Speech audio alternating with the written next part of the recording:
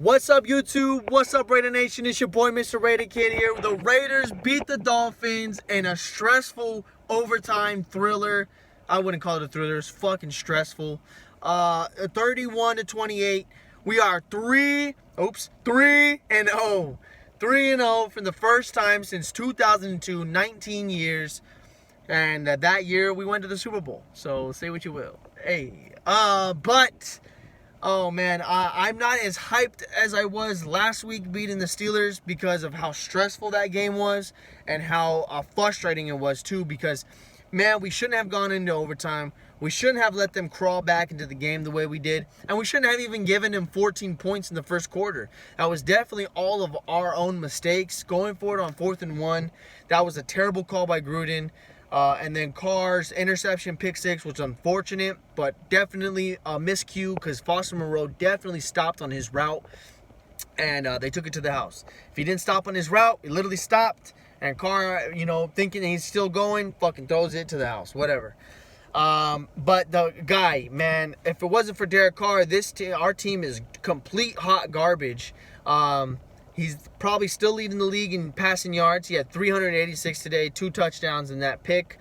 He was probably only 59% completions though. Definitely some miscues, a very slow start in the first quarter again. It took us a while to start getting going, which was unfortunate because that pick six drive was actually a really good drive, and it looked like we were about to put points on the board. Finally, points don't come onto the board for us until our punter pins them down in the 1, and we get a safety on a beautiful play by Casey Hayward. Man, I gotta say, our DBs have been playing such better football. I'm a little disappointed in our pass rush today. Although they applied some pressure, we let Brissett look like Lamar Jackson in that pocket. And I don't know.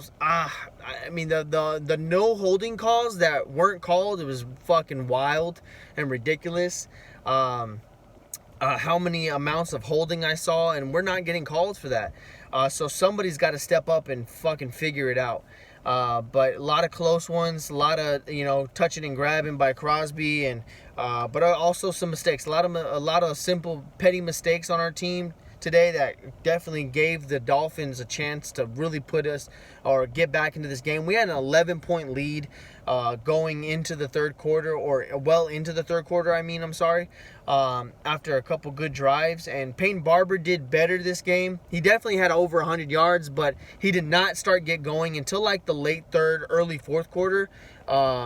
His holes, they started opening up, and he actually was getting free and actually got some good chunk of yards, and he was running the ball pretty well, and almost fumbled and fucking gave up a touchdown on one of those touchdowns that we got, and luckily Alec Ingold was right there to recover that, but that was really scary. He did make up for it though on some of the chunk plays. Hunter Renfrow, man, is goated. Darren Waller was kind of not there here and there. He wasn't really involved too much, and I think that was a big part of just because of they're doubling him, and Byron Jones is a really good defender, and he proved me a lot wrong. I thought Miami's defenders weren't that great, and Byron Jones being the number 2 behind Hayward, or Xavier Howard, Howard. They proved me wrong, man. That guy did great against Waller, and whatever double they had on him, it really put him out. But we couldn't seem to get a rhythm going with some of our guys. But I got to give it to Henry Ruggs and Byron Edwards. Fucking came up clutch when we needed them to and made some crazy great catches. There was one to Edwards in overtime here to set us up for the win. There was 3 defenders. There was 3 Dolphins. It was the sea of hands all over again. And Byron Edwards, Edwards comes down with the ball, and it was a beautiful throw and catch.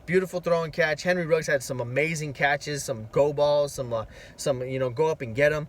Carr likes to effing throw, man. I gotta try to stop cussing. Daniel Carson did miss an extra point that ultimately caused this game to go into overtime, because the Dolphins, though, on that last drive, we gave them a chance to keep in it. And bad penalty on Max Crosby on roughing the passer, and then PI call in the end zone by, I think, Trayvon Mullen, which more looked like he was about to go and snag that ball out of the air, but the collision going down both put them out of the game for a few plays. So And then they score, and on again a 4th and goal, I think, and the 2-point conversion, Denzel Perriman gets his ankles broken, and we go into overtime. And the stress from that game, man, it was incredible. But luckily, our defense did what we needed to do and stop them. They scored 3 in overtime. We scored first on 3 in overtime, and we still had a chance to get the ball back, and we did just that. That Carter Edwards throw was the seal, was the deal breaker. That play alone put us in position. And then Barber started chunking up more 5 to 8 yard runs and really put them away. And thank God Daniel Carlson did not miss this one, but it went right through. And a good thing Miami missed their kicker missed a 50 or 48 yarder too, and we were able to capitalize off that. So, oh man, it was this close to being one of those games. It was this close to being one of those Raider games where we just Raider it up. You hear about it all week in the media. We were favorites, and now we got an even tougher game Monday night against the San Diego Chargers, who just so happen to play in LA. Call it South Oakland, call it, the second home of the Raiders, whatever. But Chargers, Raiders, Monday Night Football in LA. I want to know how many of y'all are going to go to the game. I will most definitely be there. So I need to know, are we blacking it out? Or are we just wearing our normal whites? Like, I think we need to black it out, right? We got to show our presence. I don't know. I mean, the last few Raider games I've gone to against the Chargers, they've all been blacked out. It's just like our theme, it's our thing, go out and black out the stadium. I know some people are very like, I don't know, a little weird about you wear white at away games and you wear black at home games. But you know what? It's a little different, and it's a little nicer on the TV screen, as at least most of us like to, we like to see like how many fans are there. There was a good chunk of Miami fans in Vegas. I'd say about there's 35%. There was a good chunk of Dolphin fans that made that, so kudos to them. But you lost. Sorry. We're 3-0. First time since the Super Bowl, 2002. We got the Chargers next.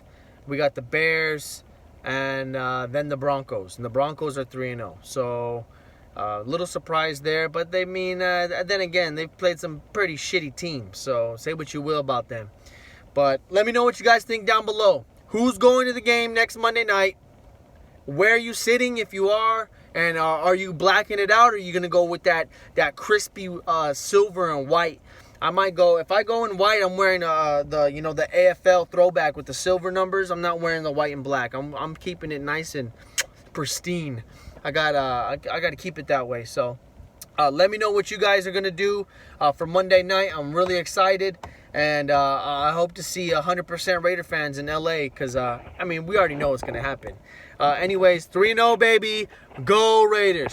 Raiders. Raiders.